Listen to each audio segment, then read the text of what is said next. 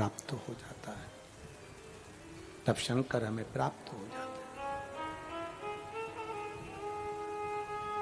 श्राद्ध, पितृपक्ष ये सब बेकार नहीं, शुभ है। ये लोगों की गलत दृष्टि है, गलत विचार, गलत भाव है, गलत सोच है कि पितृपक्ष में ये काम ना करिए, पितृपक्ष में वो काम ना करिए, पितृपक्ष में ऐसा ना करिए, पितृपक्ष में वैसा ना करिए।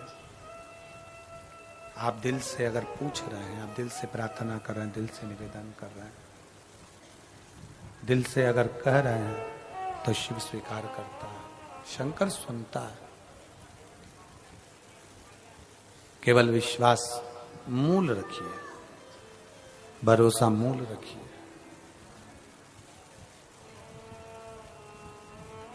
दृढ़ता के साथ में किया गया भजन, दृढ़ता के साथ में किया गया पूजन, दृढ़ता के साथ में किया गया कीर्तन हमारे जीवन का सुख प्राप्त करता है, सुख प्राप्त करता है। एक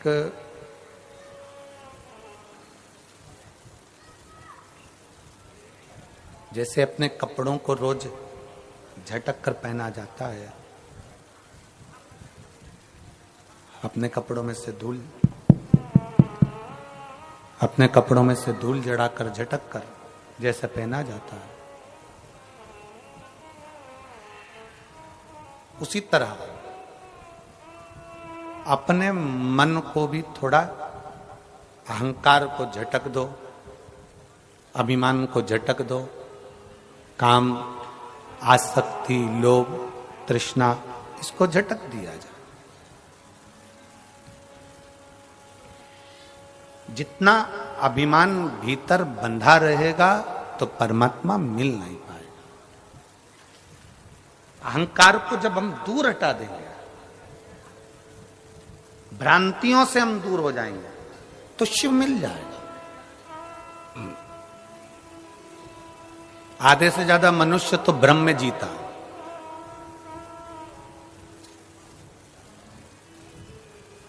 मैं अगर भगवान शंकर को ये नहीं चढ़ाऊंगी तो शंकर जी रुष्ट हो जाएंगे, मैं भगवान को ये नहीं करूंगा तो भगवान रुष्ट हो जाएंगे। ऐसा नहीं है। सनातन धर्म के अंदर, हिंदू धर्म के अंदर, सनातन धर्म के अंदर कहीं नहीं लिखा कि भगवान रुष्ट होते हो। यह तो दुनिया ने भ्रम पैदा कर दिया कि तुम ये नहीं दोगे तो तुम्हें ऐसा हो जाएगा, तुम ये नहीं करोगे तो वैसा हो जाएगा। ना, भगवान कभी रुष्ट नहीं होता। अपने बच्चों से बाप कभी रुष्ट नहीं होता। और दूसरे की तो हम नहीं कहें, पर हमारा भोलेनाथ, उसका नाम क्या है?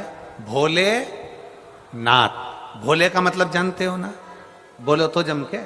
भोले का मतलब है तुमने जल चढ़ाया तो ठीक, ना चढ़ाया तो ठीक, तुमने भोग लगाया तो ठीक, ना लगाया तो ठीक, तुमने बेलपत्र चढ़ाई तो ठीक, ना चढ़ाई तो ठीक। अगर दिल से आप शंकर जी को पूछ रहे हो, दिल से आप शिव का स्मरण कर रहे हो, दिल से आप शंकर का गुणगान कर रहे हो, तो बाबा उसको स्वीकार जरूर करता है,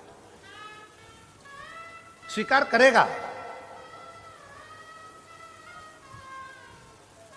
केवल विश्वास के साथ शिव है। रामचरितमानस में शंकर भगवान को विश्वास कहा, पार्वती जी को श्रद्धा कहा। शिव जी विश्वास है, माता पार्वती श्रद्धा है, और इन दोनों का जो मिलन है, श्रद्धा श्राद्ध, श्राद्ध श्रद्धा।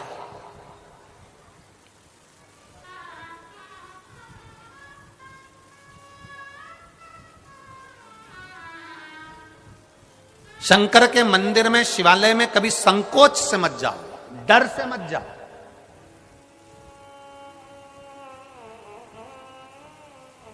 आप लोगों ने पहले शिव पुराण सुनी है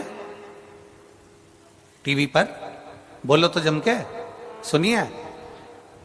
पुरानी शिव पुराण को निकालो, उससे पुरानी निकालो, 25 साल में जितनी शिव पुराण करी है उन सबको निकालो और निकाल कर सुनो। हमने कभी अपनी व्यासपीठ से कभी ये नहीं कहा कि शंकर को अगर ऐसा करोगे तो शंकर श्राप दे देंगे। हमने कभी ये नहीं कहा कि शंकर भगवान से ऐसा करोगे तो भगवान पाप दे देंगे, नहीं। शिव भोले हैं, शंकर भोला है। भोले को तुम जब चाहो तब रिझाओ। शंकर के मंदिर जब तुम्हारा मन कर जाए तब मेरे बाबा के दरवाजे पर पहुंच जाओ और उसको गले लगा लो, शिव तुम्हें मिल जाए।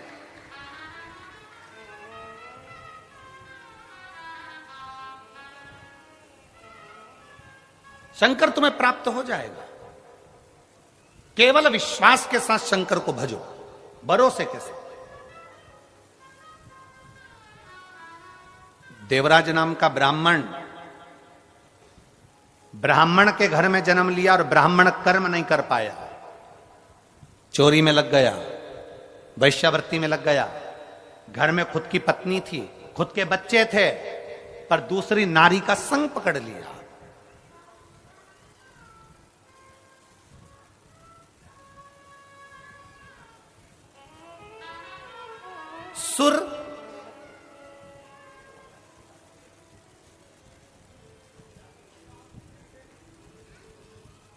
सुरा और स्त्री, सुर, सुरा और स्त्री, ये तीनों बर्बाद कर देते हैं व्यक्ति को। तीनों बर्बाद कर देते हैं व्यक्ति को। आप पर स्त्री का संग कर रहे हो तो बर्बादी का सिरा है आपका। आप सुरा का पान कर रहे हो, मदिरा पी रहे हो तो बर्बादी का क्रम है आपका, बर्बादी के क्रम पर हुआ।